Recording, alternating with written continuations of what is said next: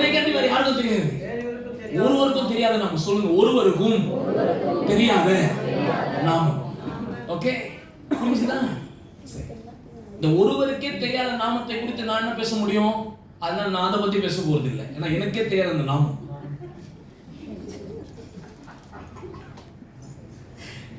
எப்போ தெரியும்?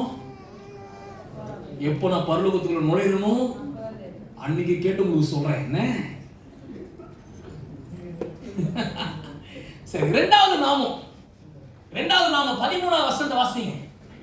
Chapter 19 verse 13. இரத்தத்தில் தோய்க்கப்பட்ட வஸ்திரத்தை தரித்திருந்தார்கள். அவருடைய நாமம் தேவனுடைய வார்த்தை என்பதே.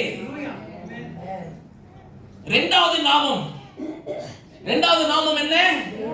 தேவனுடைய வார்த்தை. சொல்லுங்க, தேவனுடைய வார்த்தை. அது தேவனுடைய வார்த்தை என்றால் என்ன? யோவான் 1:1 பிரகாரம் ஆதியிலே வார்த்தை இருந்தது, அந்த வார்த்தை தேவனிடத்தில் இருந்தது, அந்த வார்த்தை தேவனாய் இருந்தது, அந்த வார்த்தை மாம்சமாகி. யார் அந்த வார்த்தை? நம்முடைய ஆண்டவராக இயேசு கிறிஸ்து. ஹல்லேலூயா. புரியுதுங்களா? ஒரு ஆமென் என்று சொல்லுங்க பார்க்கலாம். ஆமென். ஃபர்ஸ்ட் வந்து யாரும் அறியாத ஒரு நாமம். இரண்டாவது வார்த்தை. அந்த நாமத்தின் பேர் என்ன? தேவனுடைய வார்த்தை. அந்த வார்த்தை தான் மாம்சத்திலே இயேசுவாய் வந்த நாமம். அந்த நாமத்தின் பேர் என்ன? வார்த்தை. சொல்லுங்க, வார்த்தை. அந்த வார்த்தை யாரு?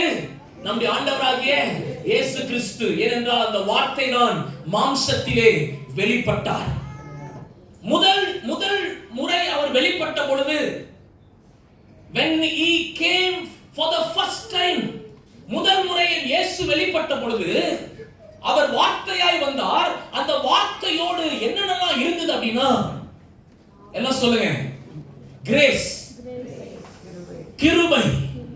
இரண்டாவது mercy. கிரேஸ் எங்க இருக்கிறாங்க? mercy எங்க இருக்கிறாங்க? சொல்லுங்க, நம்ம ஞாபகம் வச்சுக்கோங்க. சொல்லுங்க, கிரேஸ், mercy, love. லவ் ஞாபகம் இருக்கிறீங்களா? அன்புங்க யாரும் இல்ல. சரி, அன்பு. புரியுதா? மன்னித்தல், forgiveness.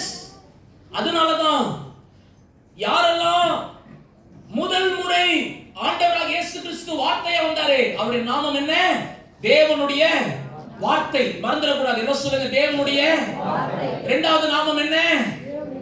என்ன சொல்லுங்க? இரண்டாவது நாமம் என்ன? தேவனுடைய வார்த்தை. முதல் நாமம் என்ன? யாரும் அறியாத நாமம், ஒருவரும் அறியாத நாமம். அப்போ ஆண்டவர் ஃபர்ஸ்ட் டைம் வார்த்தையா இந்த உலகத்துல வந்தப்போ அவரு எப்படி வந்தார்னா, அன்பை வெளிப்படுத்துகிற தேவனாய், மன்னிக்கக்கூடிய தேவனாய். அதனாலதான் யாரெல்லாம் அவர்கிட்ட அவங்களுடைய பாவங்கள் சிவேர் என்று இருந்தாலும், யாரெல்லாம் இயேசுவே என்னை மன்னியும், என்னை ஏற்றுக்கொள்ளும் என்று வந்தார்களோ எல்லாரையும் என் இயேசு கிறிஸ்து மன்னித்தார். அவர் மன்னிக்காத ஒரு மனுஷனும் இல்லை. யாராவது பைபிள்ல இருக்கிறாங்களா? இயேசு கிறிஸ்து வார்த்தையாய் வந்தப்போ, இயேசு கிறிஸ்து வார்த்தையாய் வந்த பொழுது அவரிடத்துல போய் ஆண்டவரே என்னை மன்னிங்க அப்படின்னு சொல்லி அவர் மன்னிக்காத ஒரு நபர் வேதத்தில் இருக்கிறாங்களா? இல்ல. எல்லாரையும் இயேசு மன்னித்தார். அதுதான் இஸ் ஃபர்ஸ்ட் கமிங். அதுதான் அவருடைய முதல் வருகை. வார்த்தையாய் வந்தவர். ஆமென். யாரெல்லாம் அவரிடத்துல வந்து ஆண்டவரே என்னை சுகமாக்கும், ஒரு மனுஷன் வரான், பார்வை இல்லாத மனுஷன், ஆண்டவரே நான் பார்வை அடைய வேண்டும். ஆண்டவர் கிருபை இரக்கம் உள்ளவராய், வார்த்தை என்றவர் கிருபை இரக்கம் உள்ளவராய் அவர்களை பார்வை அடைய வைத்தார். புரியுதுங்களா? ராமன் என்று சொல்லுங்க. நல்ல கவனிங்க, அப்பதான் உங்களுக்கு இதனுடைய ஆழம் புரியும். புரியுதா? மூன்றாவது, ஒருத்தன் வந்து செத்தே போயிட்டான், 4 நாள் ஆயிடுச்சு. வார்த்தை கிருபை இரக்கம் உள்ளவராய் இருந்தபடினால் 4 நாட்களுக்கு பிறகு உயிரோடு எழுப்பினார்.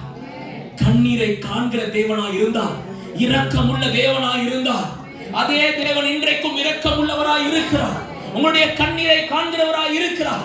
நீங்கள் எப்படிப்பட்ட வியாதியோடு இந்த இடத்துல வந்திருந்தாலும் நீங்கள் கண்ணீர் விட்டு இயேசுவே என்னுடைய வியாதியை நீக்கும், என்னை பலப்படுத்தும், நான் சுகமாக விரும்புகிறேன் என்று நீங்கள் கேட்கும் பொழுது அந்த வார்த்தையானவர் நம்மை விடுதலையாக்க உண்மை உள்ளவராய். அப்ப பாருங்க, ஃபர்ஸ்ட் டைம் எப்படி வந்தாரு? வார்த்தையா வந்தாரு. அந்த வார்த்தையோடு கருணை, அன்பு, grace, mercy, love, affection, emotion எல்லாமே இருந்தது. ஒருத்தர் அழுதா அவரும் அழுதுருவாரு.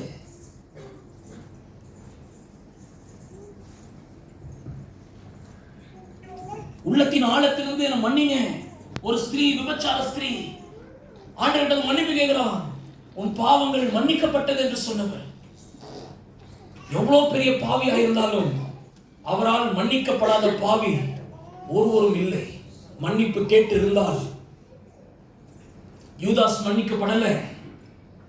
இயேசு கிறிஸ்துவோடு இருந்த ஒரு கள்ளன் மன்னிக்கப்படல. because they did not ask forgiveness. அவர்கள் இயேசுவிடத்துல மன்னிப்பை கேட்கவில்லை. பேதுருவை மன்னித்தார். ஏனென்றால் அவன் மனம் கசந்து அழுது தன்னுடைய பாவத்தை அவன் என்ன பண்ணான்? உணர்ந்தான். செல்ஃப் எக்ஸாமினேஷன் பண்ணா. ஆண்டவர் அவனை மன்னித்தார். சுய பரிசோதனை. அப்ப தேவச்சனம் நல்லா புரிந்து கொள்ளுங்க. அப்படிதான் மூன்றாவது ஒரு நாமம் இருக்கு. மூன்றாவது ஒரு நாமம் வாசிங்க. அதை நம்ம வாசித்துடுவோம். 16வது வசனம், ரெவலேஷன் 19:16.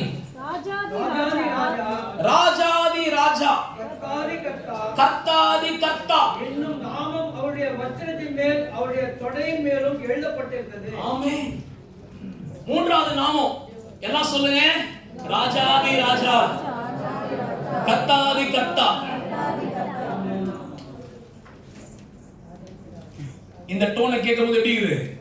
அந்த நாட்கள்லாம் நான் வந்து இந்த கிறிஸ்மஸ் டைம்ல ராஜா வேஷம் போட்டப்போ நான் நடந்து வரும்போது சொல்லுவாங்க, ராஜம் ராஜ ராஜாதி ராஜ ராஜமா ராஜ கம்பீர ராஜ மார்த்தாண்டு வரார் வரார். கேட்டிருக்கிறீங்களா?